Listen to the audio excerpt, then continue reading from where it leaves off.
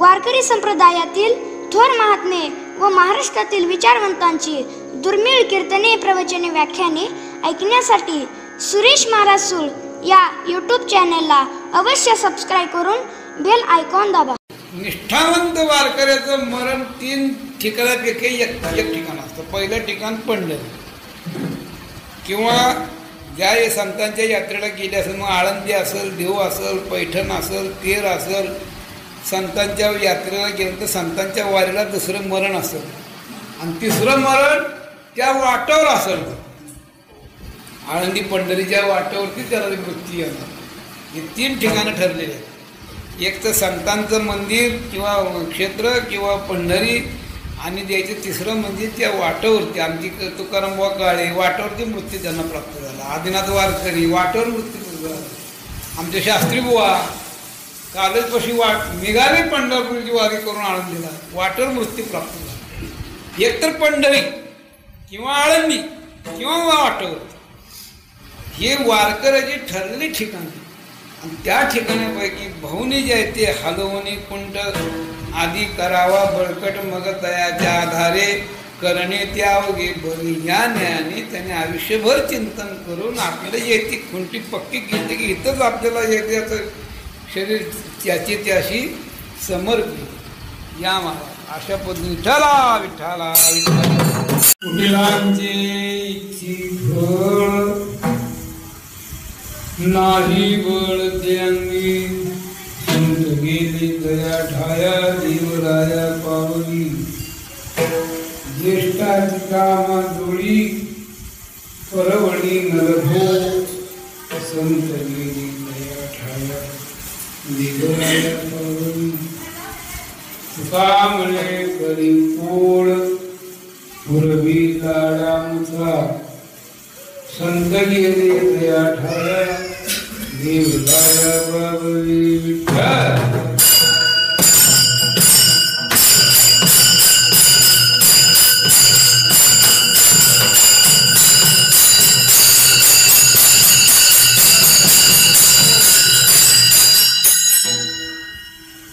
पुढीलांचे इच्छित फळ नाही बळ ते अंगी तया देवराया पावली.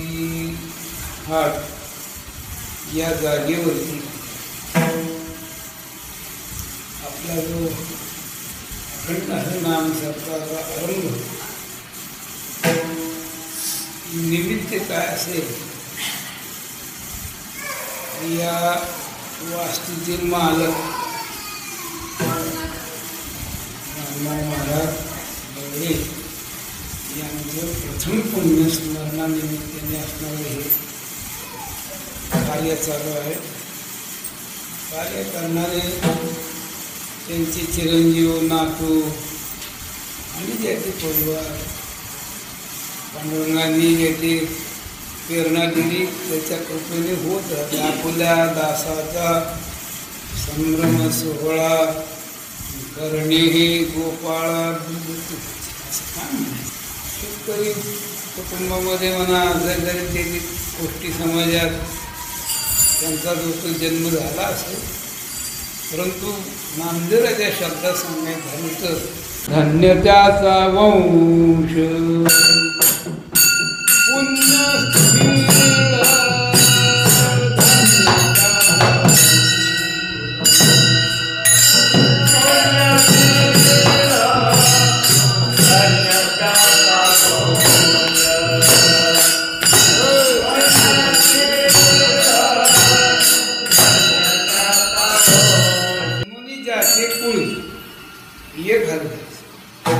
मागची पुढे असेल नसेल तो भाग नामदेवाने ठेवला. चालू वर्तमान काळामध्ये ज्या घराण्यामध्ये वारकऱ्याचा जन्म झाला तिथून पुढं परंपरा त्याचे कुळ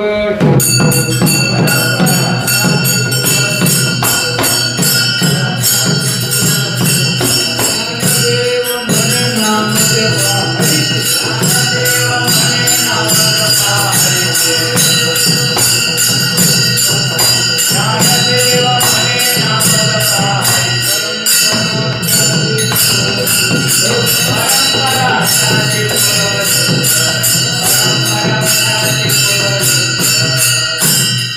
परंपरा पवित्र शुद्ध अशा याची स्वरूपाची होती. पुन्हा ती हरिदासाची. हरिदासाचं लक्षण काय? हरिदासाचं लक्षण सांगत असताना सांगतात, तरीच हरिदास म्हणवितास लागिजे, निर्वासना कीजे चित्ताधी. तरच लागिजे म्हणजे शोभत. हरिदास म्हणून घ्यायला केव्हा शोभत? जेव्हा निर्वासना कीजे चित्ताधी, अंतःकरणात पंढराशिवाय कसली वासना नाही. मनी वेदू तयाचा पंढरी राहायचा. त्या पंढरी राहायच्या विषयी वासना अन्यत्र कुठे जर का जन्म झाला असेल तर पंढरीविषयी आवड.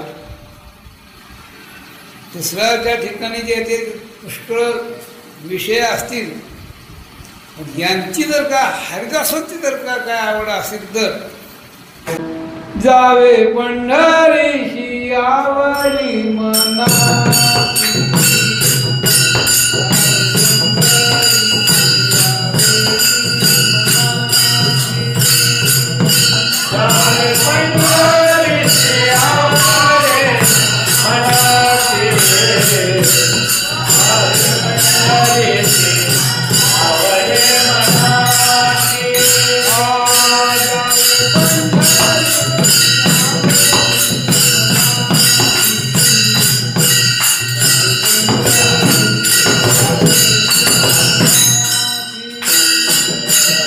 एखाद्या वंशामध्ये हरिदास जन्माला आल्यानंतर त्याचं लक्षण एक भगवंताची उपासना.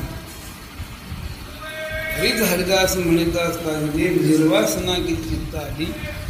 तो भगवान ज्या क्षेत्रामध्ये जिथं त्याचं अधिष्ठान आहे, पूर्वापार पंढरीशी होती विष्णुमाताईशी. पूर्वापार महाविष्णूचं अधिष्ठान म्हणजे पंढरपूर. आणि त्या पंढरपुरामध्ये तो निर्गुण निराकार असणारा परमात्मा सगुण केला पुंडलिकरायाने. पुंडलिकरायाने सगुण केल्यानंतर ज्यांच्यामुळे हे सगुण रूप प्रकट केलं ते मूळ कारण म्हणजे शंकर महाराज. पुंडलिकरायाने शंकराची उपासना केली. शंकराने जे ते सांगितलं की जा पंढरपूरला, तर आई वडिलांची सेवा कर, तुला देव भेटतील. त्याप्रमाणे परमात्मा भेटीवरती उभे राहिल्यानंतर पहिली वारी शंकर महाराजांनी केली. ओम नमो शिवादी कावडी घेतली खांदी, मिळाली संत मानले त्याचे चरण रजरेणू वंदू कापडी आले. आणि असं सांगतात की ती वारी करत असताना शंकर महाराज, कावडी म्हणजे पताका. आता जसे नंबर जे दिंड्या आहेत का नाही, अमक्या नंबर त्या दिंडी त्या मालकाचं नाव, तसं शंकर महाराजांच्या काळात मानाच्या 9 लाख पताका होतं म्हणून सांगतात. एकेका पताका पाठीमागं लाखो समाज असायचा असं वर्णन केलं जातं. मानाच्या पताका 9 लाख. झेंडा, त्या झेंड्याच्या पाठीमागं समाज, त्याच्या कुठं झेंडा त्याच्या पाठीमागं समाज. आता बघा किती झालं असेल काय ते तुम्ही लावा काय ते काय कॅम्प्युटर आमचं धमकं बघा. हे काय असा सोहळा निघायचा आणि त्या सोहळ्याची पुनरावृत्ती कलियुगामध्ये ज्ञानोबाराय तुकोबारांनी केली. ज्ञानोबाराय तुकोबारांनी जायचे. मग अशी अवस्था ज्याची झाली की आषाढी वारी म्हणलं की वारकऱ्याचं नुसतं केव्हा येते, केव्हा विठुरायाची भेट होती, केव्हा नाही केव्हा नाही. तिकडून येणाऱ्या लोकांची, तिकडून ज्ञानोबारासारख्या संतांना आणायची. आणि अशात भाऊंचा जन्म झाल्यानंतर खरंच जे वैष्णवांचं लक्षणाचे बालवयातच त्यांना जे ती तैशी दशेची वाट न पाहता वैशे ज्या गावा न येता बाळपणीचं सर्वज्ञता वरितया ते. भाऊंचा जन्म जरी एका ग्रामीण भागामध्ये झाला असला, या 10-12 वर्षामध्ये त्यांना पंढरीची ओढ लागली. पंढरीची ओढ लागल्यानंतर जे पायी यायचं, पाठांतर करायचं, तीर्थावळी, बारपेडा, पत्रिका, नाट, समाधी. आम्हा घरी धन भाऊ तरी भाऊन दुसरं काय केलं भोगती होती. आता भोग आहे, भोगते नाही. भजनाला काय कमी? प्रत्येकाच्या ठिकाणी जावा पंढरपुरामध्ये भजन म्हणलं की आत्ता आबाला येताना म्हणलं अरे हे तुम्हीच करून आणा म्हणलं. आता सगळं गेलं ती भजन. आता पारायण निघाले. पारायण करून असा अर्थ नाही.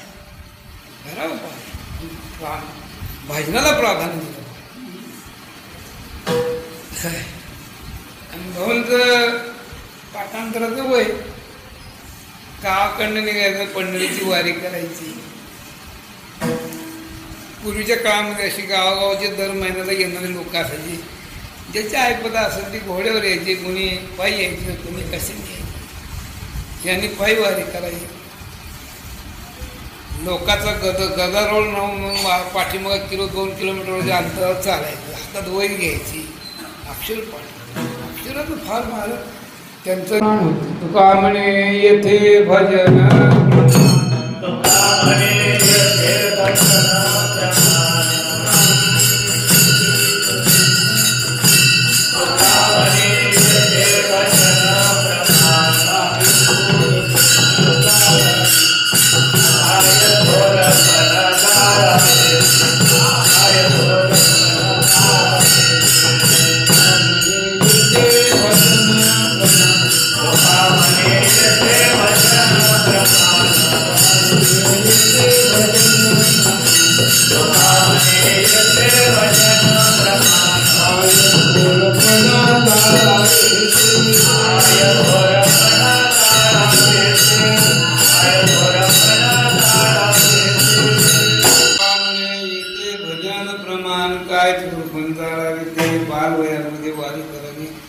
मंदिराला यायचं, चंद्रभागेचं स्नान पुण्य जायचं, दर्शन करून पुन्हा गावाकडे जायचं. बालवयात संपलं, पुढं जायचे. तरुण पुन्हा वय लागलेलं आहे. तरुण म्हणायचं तर मग आता त्यांना येते ज्ञानोबाराच्या 16 संघ भजन करण्याचे हवं.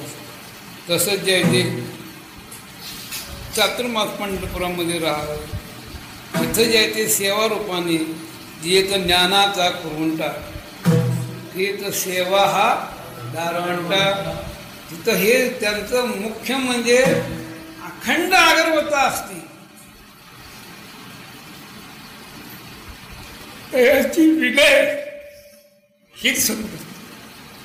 भाऊनी कधी मला तर आठवत नाही कोण उचलून कधी बोलले काय काय हात जोडून असेल. आमंत्रण पुन्हा जाईल तिथं 2 हाजरी लागली. आता आम्ही जातो सप्ताला कीर्तनाला. पोर कुठं जा पोरवायत असं जातो तो आता जातो आमचं करतो. पण काय ती उगा आता भोंच्या शिवाला म्हणून जायचं तिथं काहीतरी शिवायचा कीर्तनाला संप. आत्ताशी कुठे 7 ते 9 टाइम आहे. आत्ताशी 7:30 झालं. मग मध्ये यायचं जाताना पुन्हा तंबाखूचं करून घेऊन जा. म्हणजे इथलं नाही सांगत, दुसरीकडचं सांग. मग कीर्तनकार बुवा काय बोलतो त्याच्याकडे लक्ष नाही. ती गुणगुण करायची. मग ते त्यातून पुन्हा आता असं असतं. शेवट आल्यानंतर त्या घरमालकाला पंचायत पडते. हो पुन्हा कुणाला चाले द्यायचं, पंचायत पडते ना. मी एखाद्या ते राहिले मी जाऊन मला चालतो. हे असा प्रकार जो भाऊंच्या जीवनात तो प्रकार नाही. यायचं तर 2, 4, 6 आपण कमी त्यांना मिळालं पाहिजे ऐकायला. कुणी जर का त्यांना आग्रह केला तर ती 2, 4 आपण म्हणत असतो तो भाग. पण 2, 4 आपण मिळावे म्हणून येत नव्हती. भजनाची भक्ती होती. आमच्या घरामध्ये वडिलांचा 7वायचा भाद्रपद. मग मी भाऊंना आमंत्रण द्यायला आलं की भाऊंनी जे म्हणायचं नामदेवाच्या सप्त्यामध्ये मला काही जमत नाही, पण आता तुम्ही करताय तर मी दिनभर करणार. कमीत कमी ना 10-12 आपण आमचे माप असताना त्यांनी यायचे. भाऊ लवकर भजन आहे म्हणून. मग टाळ घेऊन मागं उभं राहायची. आणि मग ते भजनाच्या मध्ये यायची तर त्यांच्या चाली आमच्या वेगळ्या त्यांच्या वेगळ्या. त्यांनी भाऊने हसायचं फक्त पण मायक्रोफोन असा हो.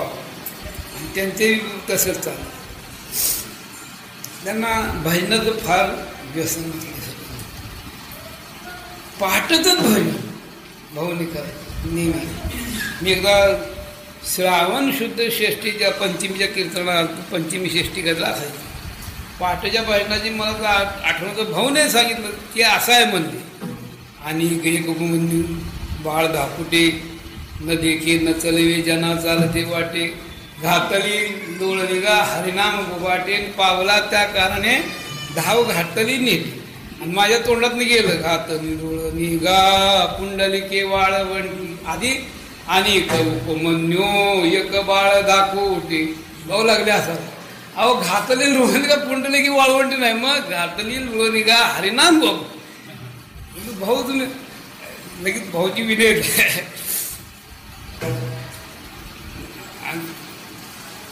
श्रावण शुद्ध षष्टीला आलं की त्याने मला दुसरं काय सांगायचं. तुम्ही फक्त जनाबाईचं चरित्र सांगायचं त्यांचा आग्रह.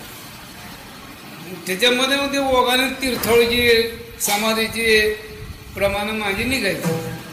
भाऊने लगेच लगेच त्याच्या पुढचं सही सांगून मोकळं व्हायचं.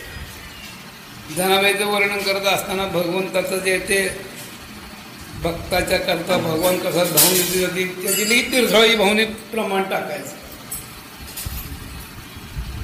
संकटे पोळवी ते आपण ओढवी विघ्न पडे ते आपण ओढवी संकटी सोडवी माझे म्हणून तीर्थळचं प्रमाण भाऊने द्यायचे. समाजात प्रमाण द्यायचे. अशा पद्धतीने त्यांचा काळ तरुणपणामध्ये जे ते उमरीत निघाल्यानंतर चातुर्मासामध्ये ते राहाव त्यांचं प्रेम सगळ्यावरती सारखं. चातुर्मासामध्ये जे काही उत्साह वगैरे होत असत तिथं भजनाला त्यांची आवड असल्यामुळे ते त्या ठिकाणी जायचे. आणि त्यांचं उत्तरणं असायचं म्हातारबाबाच्या मठात नाही का कांसुरकराच्या मठात उतरायचे पहिले. हां म्हातारबाबाच्या मठात उतरायचे. तिथनं मग जे ते भाऊनी तिथं उतरायची ती भजनाला ते गाणं करणं असायचं. तसं आमच्या मंदिरात यायचं भजनाला. तुकोबाराच्या मंदिरात जायचं शिरोळकराकडे जायचं. त्यांचं तरुणपणातलं सांगतोय मी. अंगात तशी ताकद होती. सकाळी भजनाला उभं राहायचं पुन्हा संध्याकाळी कीर्तनाला उभं राहायचं. अहो त्यावेळेस केलं हे नवल नाही. आत्ता आम्ही बघितलं भाऊंचा इतका जोपर्यंत नामदेवाच्या उत्सवामध्ये सकाळी भजनाला त्यानेच उभं आहे. न्याहारीला भजन सुटलं की पुन्हा दुपारच्या भजनाला भाऊनेच टाळ घ्यायचा विना घ्यायचा.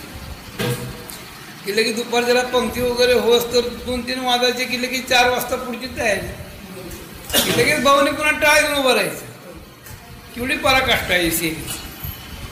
सकाळी 4 तास उभं राहायचं दुपारी विश्रांती नाही संध्याकाळी उभं राहायचं. त्या महाराजाला व्यवस्थित जे ते कीर्तन झाल्यानंतर जे ते मानपान देऊन लावायचं. अशी कट्टर तपस्या असं सोनं होतं वाकल पण मोडणार नाही. भाऊंचं जीवन म्हणजे एका शब्दात सांगायचं सोनं होतं वाकल पण मोडणार नाही. म्हणे नेम प्राणा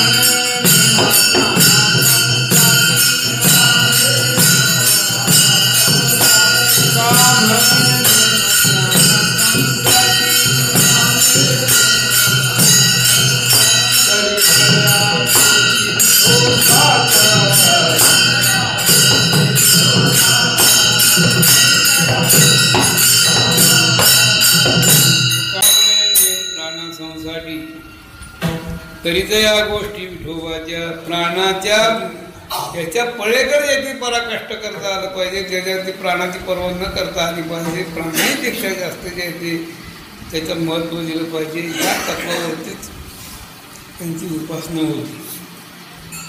त्यांचं नेहमीचं राहणं मान निवळ साधं म्हणजे काय एक रामकृष्ण वा इर्षिकर भोसरीकर माऊली, कारभारी आमचे नागनाथ बुवा, संताराम बुवा वारकरी, बाळकृष्ण बुवा, आमची भाऊ लबडे भाऊ. ज्या दिवशी धोत्र नेसतील नवं, त्या दिवशी त्यांच्या अंगावरची स्वच्छ दिसायची. कालांतरानं जसं जायचं चंद्रभागेत बुडवायचं की वर काढायचं, रामकृष्ण भाऊच्या अंगावर तांबूस धोतलं, माऊलीच्या अंगावर तांबूस धोतलं, कारभारच्या अंगावर तसं, भाऊचं बी तसं. कधी कपडा भाऊंचा भारी घातलेला आमका तर हे नाही, तसं असं तसं साधं स्वच्छ राहणं, स्वच्छ विचार, साधं राहणं, उच्च विचार असं. भाऊ रामकृष्ण भाऊ कारभारी सगळ्यांचे विचार वावरलोय मी त्यांच्या संघ, पण इकडे या भागात राहिलेलं आहे मी त्यांच्या. नवं पण आहे तो पण त्यांनी स्वच्छता दिसत. कधी कपडा आवर्जून त्याने कधी नीळ घालायची, त्याला इस्त्री मारत बसायची. त्यांचं जे ते साधा आपलं पिवळा झेंडा काय कधी कधी मध्ये घातली टिपाय, कधी ऐकतात चौक आणायचा, पण चौकच बांधायची बहुतेक. एकदा असं मारलं की कसला आरसा कसलं काय आरसाना शिरसाला काय असं फेटं बांधायचं की लगी मीना घ्यायचं की बघायचं. असं त्यांचं जीवन होतं. त्यांच्या त्या कारकिर्दीमध्ये दैवयोगाने त्यांचा जन्मच पूर्व प्रारब्ध बळकट होतं. वैकुंठवासी सकाराम महाराज, सकाहारी महाराज वैकुंठी यांचा भाऊचा संबंध. भाऊ मला किती वेळा तरी म्हणले, मी मंदिरात सुद्धा भजन केलेलं आहे. तेव्हा आमचे आजोबा होते, मीनाला चुलत आजोबा होते, त्यांच्यावर मी भजन केलं. त्या भजनात आबाई असायचे, त्यांच्या समोरच जे ते काहीतरी कारणास्तव जे ते आबांना आमच्या आजोबांची माळ होती. पंढरनाथ महाराज नामदास त्यांनी जे ते सकाळी महाराज वैकुंठी पंढरपुरात राहणारे होते. त्यांचं वास्तव्य पंढरपुरात होतं. काकडे मुनेचं आमचे मोठे व्यापारी आता ते कृष्णात दामोदर काकडे, दामोदर कृष्णात काकडे, आणि त्यांच्या इथं जे ते दिवाणजीपणा हिशोब लिहिण्याकरता सकाळी वैकुंठी असायची. पुन्हा त्यांच्याकडे मोठमोठ्या मारवाडी लोकांच्या ओळखी, व्यापारी लोकांच्या ओळखी, सोलापुरामध्ये जे ते असणारे मिलवाले वगैरे काही तावेलं तयार करणारे, जे अन्न देणं घेणं सगळं सकाळी महाराज वैकुंठी बघायचे. आणि काकड्या दुकानात ते असायचे. त्यावेळेस भट्टड असायचे पंढरपुरात, पुरंदरे भट्टड, ते असे मोठे मोठे दुकानदार त्यांचे संबंध होते. त्यांचे संबंध असून त्याने आपली फळाची सेवा सांभाळायची. पंढरपूर वास्तव्य असल्यामुळे फळावरती येणं जाणं गावातल्या गावातच सकाळी महाराज वैकुंठी. योगायोगाने त्यांना जे ते काय कारणास्तव फड पार झाला. आमच्या आजोबा गेल्यानंतर आमच्या वडिलांच्या काळात त्यांचा फळ बाजूला झाला. आरंभाला त्यांनी जे ते बाळाजी महाराज जळगावकर यांच्या वाड्यामध्ये जे ते तुकोबराच्या गाठीवरती भजन करत. भाऊने तेच सगळं सांभाळलं. तेच त्यांची वेळ तेच संध्याकाळी 4 ते 6, 5 ते 7 अशी वेळ असायची. कीर्तन जे सकाळी वैकुंठी, सकाळी भजन, संध्याकाळी कीर्तन, हरिपाठ काकड, महिनाभर जे ते त्यांनी सांभाळायचं. त्यात त्या भाऊंचा सुरेला आवाज. भाऊ जायचे, त्या भाऊंचं ऐकल्याबरोबर त्या भाऊंचं आणि आबांचं जवळजवळ तंत्र जमलं. त्यांचा स्वभाव, त्यांचं पाहणं, त्यांचं करणं. विचार केला की आता आपण गाडी थकलेली आहे, पुढं चालण्याच्या दृष्टीने योग्य व्यक्ती आहे, म्हणून त्यांनी भाऊजवळ आपलं मनोगत व्यक्त केलं. अरे एवढं चालवायचं नाही माझं. भाऊंची काय पूर्वपुण्य असेल, त्यांना बुद्धी झाली. नामदेवाचा सप्ताह, तुकोबारायचा सप्ताह, फाल्गुन शुद्ध त्रयोदशीला सुरुवात, फाल्गुन वद्य तृतीयेला काला, नामदेवरायचा आषाढ वद्य प्रतिपदेला सुरुवात, श्रावण शुद्ध जयते द्वादशीला समाप्त. अशा पद्धतीने जे इथे असणारा हा सप्ताह, हा सप्ताह महिन्याचे काय कार्यक्रम वगैरे असते. त्याच्यामध्ये जरी पायिक पण गेले स्वामी होऊन या ठेरे नाही विसरले स्वामी येते. भाऊला जरी पूर्ण अधिकार दिला असला तर जसं सकाळी महाराज आबांचं जसं प्रेम होतं नामदेवरायाच्या मंदिरावरती फळावरती हे जरी ती करत असले तरी सुद्धा जे आहे त्यांचं इकडं लक्ष असल्यामुळे एकादशीचा दिवस आषाढवद्य एकादशीला सकाळी आबा स्वतः जे ते आपण त्या ठिकाणी हजर राहायचे. दिंडी कार्याला वारकरी असायचे, झेंडेकरी असायचे. ती आमच्यातली मानकरी ठरली होती. आमच्यात मानकरीची एक यादीच आहे. पहिला नामदास महाराज होळकरचा विनेकरांचा नारळ दिला की शिरवळकरचा नारळ धुंड पण झाला की सकाळी होईल मग पुणे असायचं. मग पुढं बघून घ्यायची असायची. ती नारळ आमुष्याला वाटायची पद्धत. दोन्ही वेळाला त्याने आबांनी आपला समाज लवा जमा सह नामदेवाच्या सोहळ्याला सहकार्य करायचं. त्याच्यानंतर जे ही धुरा भाऊंच्याकडे आल्यानंतर भाऊंनी ती आजपर्यंत जोपासली. पुढं त्यांचे वंशज जोपासतात. चालू आहे त्यांची सेवा. जसं त्यांचं सहकार्य तसं यांचंही सहकार्य असेल. भाऊंना जरी येणं जाणं तरी उद्धव महाराज मंदिरातलं आमंत्रण आलेलं आहे गेलं पाहिजे. उद्धव महाराज यायचे, त्याच्या घेऊन यायचे. पुन्हा जे ते काही आमुष्याच्या पालखीला यायचे. आमुष्याच्या दिंडीला इथे काहीतरी म्हणजे दुपारी दिंडी बघितली आमुष्याची असायची दिंडी. पुन्हा मग नवमीची दिंडी असायची. अशा पद्धतीने ही सेवा या घराण्यामध्ये जशी आबांनी यांच्यावरती सोपवली तशी यांनी त्याप्रमाणे जतन केली. आणि जतन करत असताना देवोन्या जीव वडिले सादियाला हा ठाव. महाराज उपासना करणाऱ्याच्या पाठीमागं काय विघ्न येतात की त्यांनी पसू जाणं. उपासना सतीचे ते घेता वान बहु कठीण परिणाम. भाऊंच्या जीवनात सुद्धा हे चालवताना जागेचा प्रश्न, समाज कुठं बसवायचा, काय कुठं करायचं, हे ते आमचं तुमचं सगळे प्रश्न डोळ्यासमोर उभे राहिले. सगळे दिवस काय सारखे राहत नसतात. आज ना उद्या आपलं जे ते पाहावंच लागतं. टांगती तरवार असते. त्यांच्या जे ते प्रारब्धानुसार त्यांनी जे ते इतरांना हाताशी धरून या जागेत जे ते त्यांनी आपलं जे ते पुन्हा स्वतंत्र जे ते भजन कीर्तन उत्सव जे ते बाबांनी घालून दिलेले ते नियम या जागेत ते करू लागले. यांचा ठोका म्हणजे भजन. तुकोबाराची अक्षरं, नामदेवाची अक्षरं, ज्ञानेश्वरी गाता याच्याशिवाय दुसरं काय नाही. भाऊनी कीर्तन नाही केलं, भजन.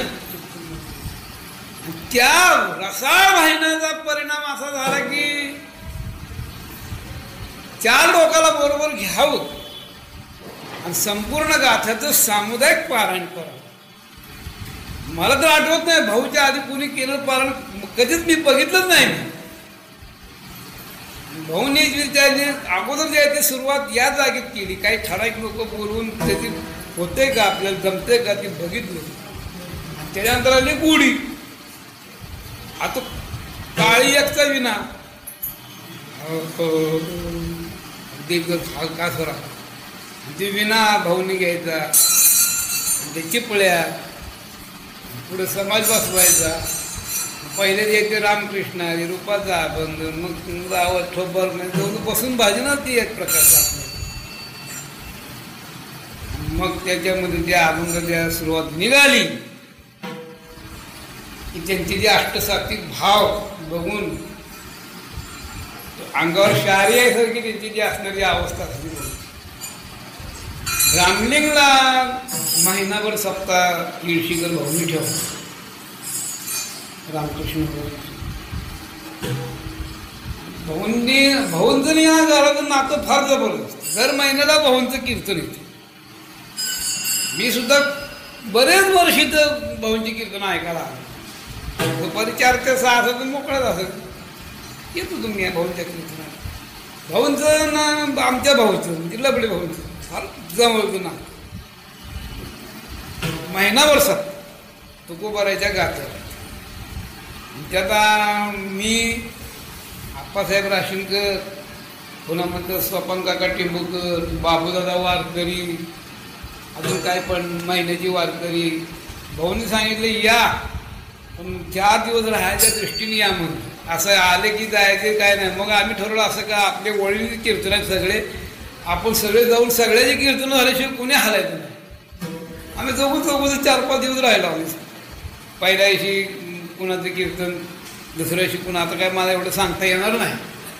पण त्यावेळेस मात्र भाऊंचं ते भाषणाचं सुरू होतं. पारायण म्हणजे काय कळलं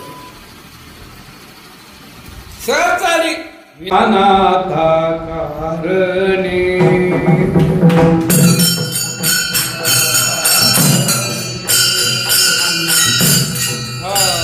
पुष्ट झाले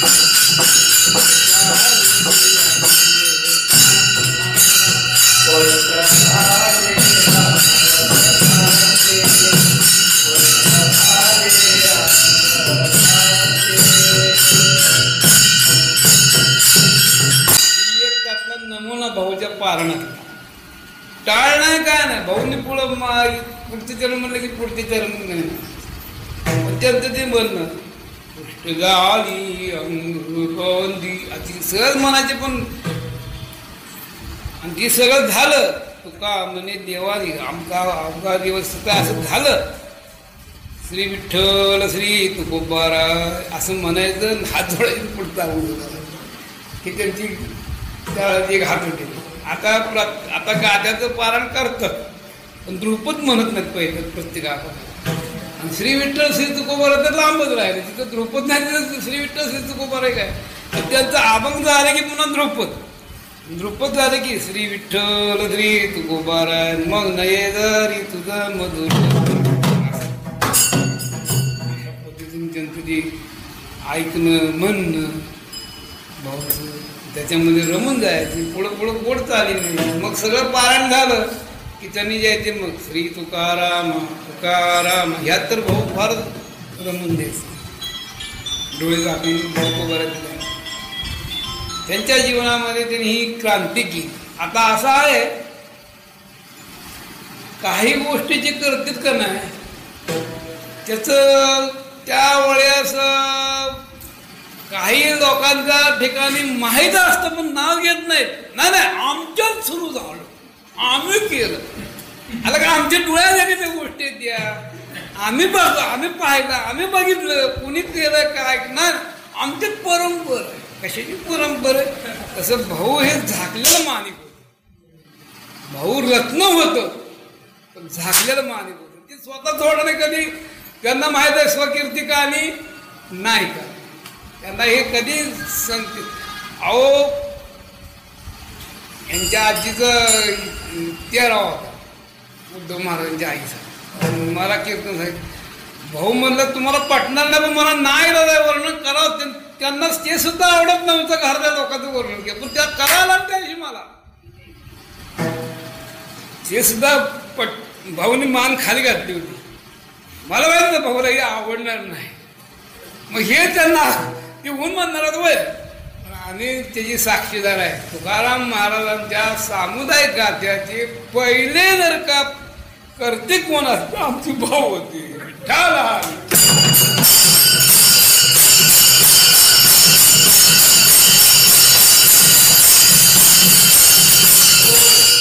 अशा पद्धतीने त्यांच्या जीवनात ती मोठी क्रांती होती. आज त्याचा पीक खूप मोठा आहे. जागोजाग लोक पारायण वगैरे करतात पण तुकोबारायच्या गाथा भजन तुकोबारायचं सामुदायिक पारायण पंढरीच्या वारीची निष्ठा, त्याचप्रमाणे असणारा जीवभाव भगवंताच्या ठिकाणी, इतकंच काय त्यांच्यावरती जीवनात आलेला प्रसंग. गाडी भरलेली आहे, आता ज्ञानोबाराचं परवाशी प्रस्थान आहे आणि निघाले संध्याकाळी. अपघातामध्ये जे ते आमचे उद्धव महाराजांचे चिरंजीव नाही का 2 नंबरची भाऊ आले की तशी मी आलो भेटायला, मला कळलं नाही. पुन्हा भाऊने जे ते दुःख सावरलं आपलं आणि सेवेला हादरलं. याला म्हणतात तरीच या गोष्टी विठोबाच्या. अशा पद्धतीने भाऊ त्यांना साधे चांगली मिळाली. आयुष्यभर रामकृष्ण भाऊ युशीकरांचं जे ते या जागेवर कीर्तन व्हावेत आणि त्यांच्या तोडीचीच पुन्हा बंडा तात्या दर महिन्याला कीर्तन करत आहेत. जागेचा अभाव त्या काळात बाळूजीचं कीर्तन व्हायचं तिथं जातो मी ऐकायला. हे कराडकर प्रवीण जात आहे ना, व त्याचा बाप बाळू होता बघा कराडकर. हा बाळू कराडकर आहे तिथं जातो तुम्ही ऐकायला. भाऊने आमंत्रण द्यायचं, भाऊंचे कीर्तन तिथं व्हायचं. आणि त्यांची जबरदस्त पुण्य असल्यामुळे आता भगवंताने निर्णय घेतला, सुखी राज्य करा म्हणे त्रिभुवनी, माझे ऐश्वर सर्वस्व देऊन.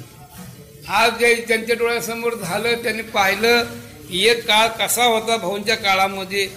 भजन कीर्तन करायचं म्हणलं की जागा नसायची, तर दुसऱ्याच्या ठिकाणी करायची, पण करायची. आज त्यांच्या पुण्याने जबरदस्त जे आहे ते या ठिकाणी त्यांचे नातू, त्यांची चिरंजीव, त्यांनी जे आहे ते महाराजांच्या जे आहे ते या ठिकाणी फळाची जी आहे ती आपली असणारी उणीव भरून काढून जो आनंद भाऊ सगळ्यांना देत होते तो आज हे आनंद इथं मिळत आहे. अशा पद्धतीने या ठिकाणी असणारा हा जो सोहळा आहे तो सोहळा एका वारकऱ्याचा आहे. आणि त्यांनी जे आहे ते केलेली जी उपासना, त्यांनी केलेली जी ती तपश्चर्या, आणि त्याच्यामुळं जर का फळ कोणतं त्यांना प्राप्त झालं असेल तर या पंढरीत राहून शेवट पांडुरंगाच्या चरणी जे आहे ते देहत्याग करायचं जे आहे ते भाग्य त्यांना प्राप्त झालं. आणि संपूर्ण जे आहे ते जीवनभर भगवत उपासना करून अंतःकाळाला सुद्धा जे आहे ते ज्या दिवशी जायचं त्या दिवशीच त्यांनी जे आहे ते पुन्हा स्नान वगैरे नियमाचं केलं, भजन केलं, गंध लावला. आणि मग जे आहे ती जसा एखादा माणूस सांगून जातो मी आता गावाला चाललेलं आहे संभाळा, जायचं त्या दिवशी भजन, जायचं त्या दिवशी गंध लावणं, जायच्या दिवशी नित्यनेम. भोसरीकर मावळ्याच्या नंतर आमचे भाऊ दिसते मला. भोसरीकर मावळ्यांचा असा नियम आहे की पंढरीची वारी, आळंदीची वारी आयुष्यात कधी त्यांनी चुकली नाही. शेवट 1999ला श्रावण मध्ये वारी भोसरीकर मावळ्यांनी आळंदीची पूर्ण केली. आणि आमुष्या दिवशी जे ते देहूला येऊन दर्शन करून जिथं जे आहे ते शंकराचं हरहरेश्वराचं मंदिरात त्या दरवाज्यात उभारून भंडारा डोंगर पाहिला, नमस्कार केला, कोबाराला सांगितला तर ही शेवटची वारी. राम महाराज झुंदुर्गीला घेऊन पंढरपूरला आले. आणि इथं आल्यानंतर फक्त मध्ये पुन्हा कळवू नका, एक नामदेव मंदिरातून शिरवं सांगा मी आलो म्हणून. योगायोगाने आमचा नामदेवरायचा शताब्दी सोहळा चालू होता. आणि अशा या सोहळ्यामध्ये जे आहे माऊलीचं जे ते 8व्या दिवशी देह पात झाला. पण ते कसा झाला भाऊंचं ते सारखं अगदी. राम महाराज झुंझुरकी रोज त्यांची सेवेला असायची. त्याला नेहमीप्रमाणे उठवलं, स्नान केलं, गंध लावला. त्या दिवशी त्यांचं जे आवर्तन जीवनात रोजची जी तुकोबारायची अभंग म्हणायची जी पद्धत त्यांची आवर्तन होणं, त्या दिवशी शेवटचाच भाग होता, आरत्याच होत्या. त्या आरत्या वगैरे म्हणल्या केल्या, चिंतन केलं, सांगितलं जा आता नामदेवरायच्या मंदिरात सप्ताह चालेल ते त्याप्रमाणे आल्या. आजच्या दिवशी आमचं त्यांचं बोलणं वगैरे झालं होतं, केलं होतं. आणि सांगून करून भजन करून गंध लावून नित्यनेम करून तसं काय गावाला जातो तसे माऊली गेले. त्याच्यानंतर भाऊंचंच ऐकायला मिळालं की जायचं त्या दिवशी स्नान, त्या दिवशी भजन, त्या दिवशी याला काय म्हणतात? पडता जडभारी नेमा नटळे निर्धारी. हे जे त्याने जी सेवा साधली आणि त्या सेवेच्या योगाने त्यांनी जे आहे ते पांडुरंगाच्या चरणी देह समर्पण केला, त्यांचं फळ त्यांना प्राप्त झालं. असं फळ आपल्याला मिळावं अशी इच्छा, पण नाही बळ ते अंगी पुढीलांचे इच्छी फळ. नाही बळ ते अंगी भाऊसारख्यांचं उपासना, त्यांची ठेवण, त्यांचं जे ते राहणं सगळ्या गोष्टी आपल्याला जमतीलच असं नाही की त्यांनीच करून येते केले हात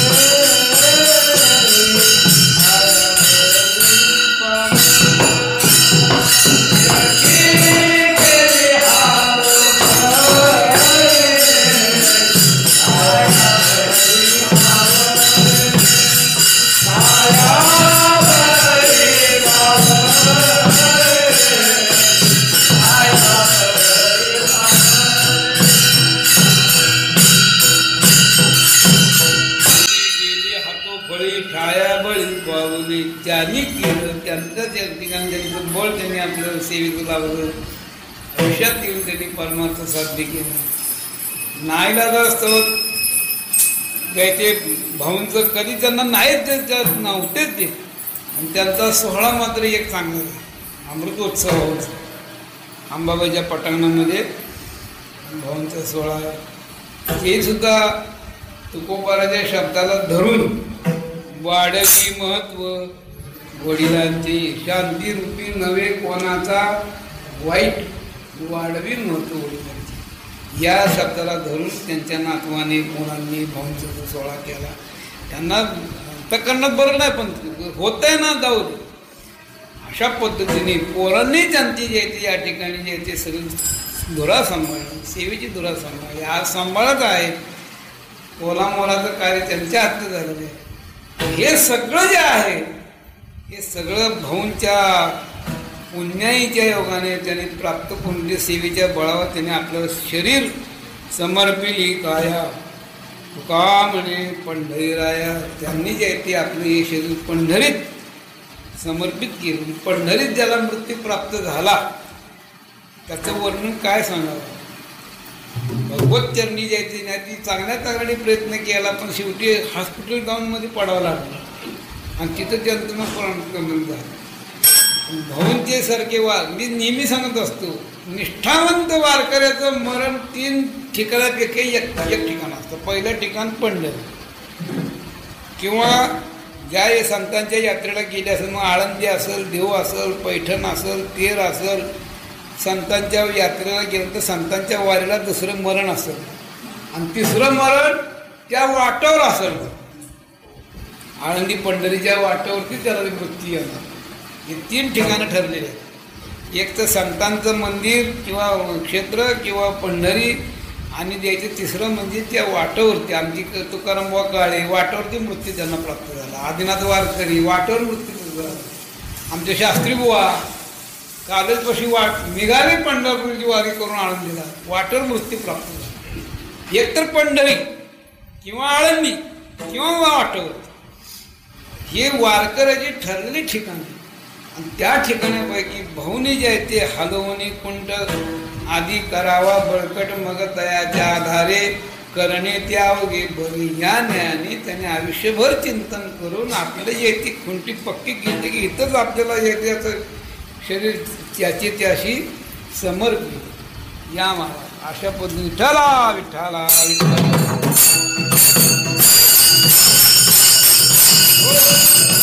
त्यांची निष्ठा, असं त्यांचं जीवन, असं त्यांच्या पद्धतीने आपल्याला प्राप्त व्हावं असं वाटतं.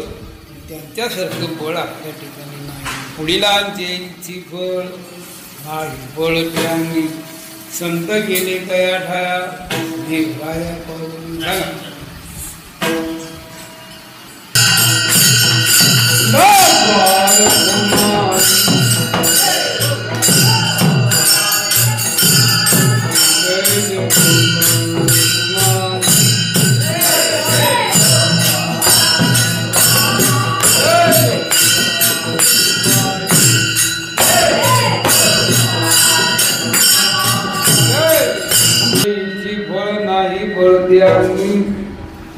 संत गेले विनंती करतात. पुढीलांची इच्छी म्हणजे आमच्या अगोदर होऊन गेली जी वाढ आमच्या ज्ञानोबाला, निवृत्तीनाथ, सोपानदेव, नामदेवराय या संतांनी जी फलं प्राप्त करून घेतली त्या फळाची आम्हाला प्राप्ती व्हावी अशी इच्छा आहे. कोणती फलप्राप्ती करून घेतली?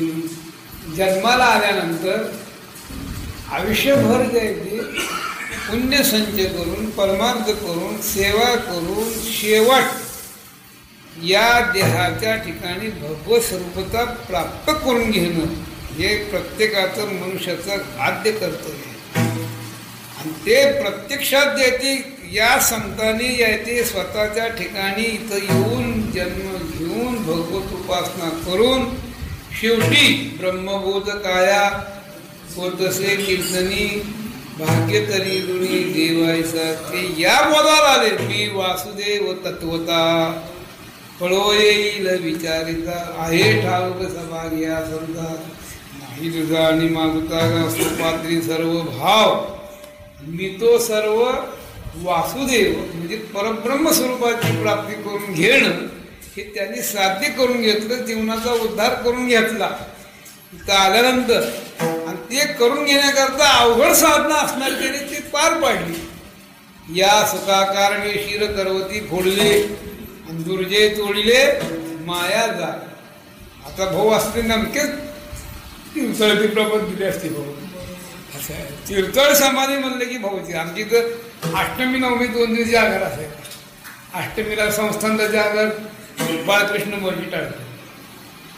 नवमीला हैपतरावचा जागर रोकडं टाळतं. अजूनही एक प्रथा जागा भाऊ.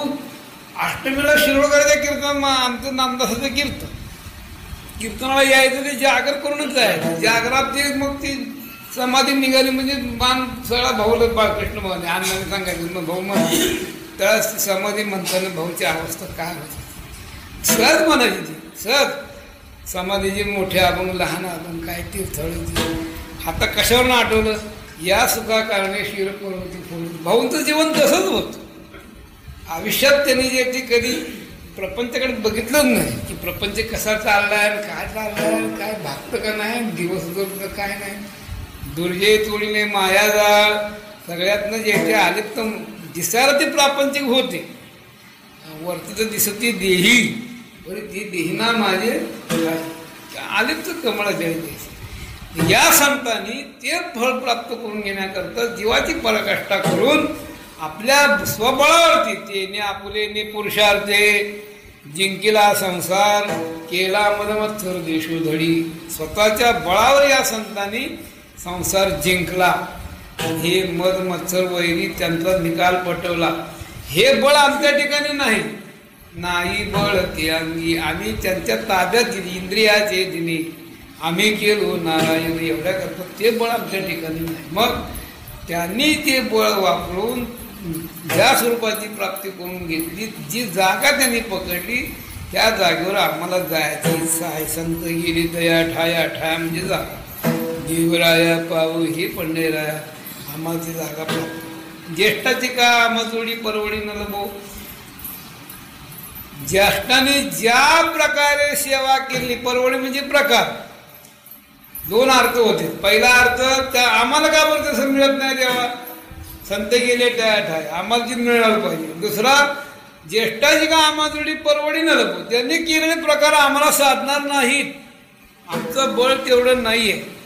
त्यांनी कोणत्या प्रकारे केले कामकृताचे विकार जिंकण्याकरता त्यांनी जे ते हो काय जे सारसाई बिघडता हा पुढं हो आवनी वत्स काढता नातरी भनंग दौडता भाने हे ज्या ओव्या आहेत कामकृताला आवरण्याकरता किती जड आहे ते सांगितलेलं आहे. त्याचा विस्तारित करत नाही.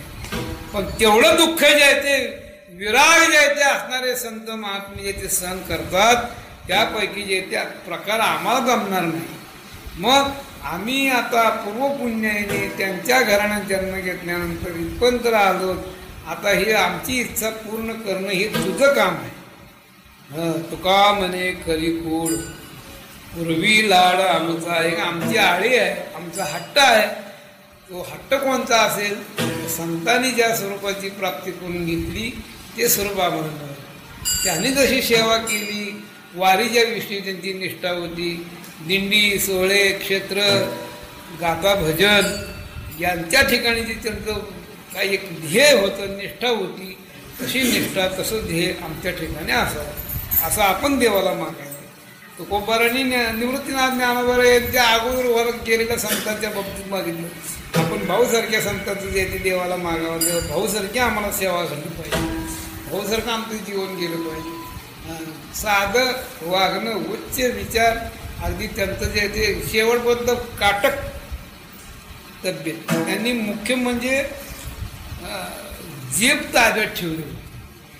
मी लय आग्रह केला भाऊ थोडं नाही मला मी चपाती दूधच घेतो म्हणजे घरी काही जेवत नाही म्हणजे दूध आणि चपाती साखर खातो मी दूध देतो. नको ती बरीच नाही 4 लोक मला वाटलं. जीभ त्यांनी ज्याची ताब्यात ठेवली.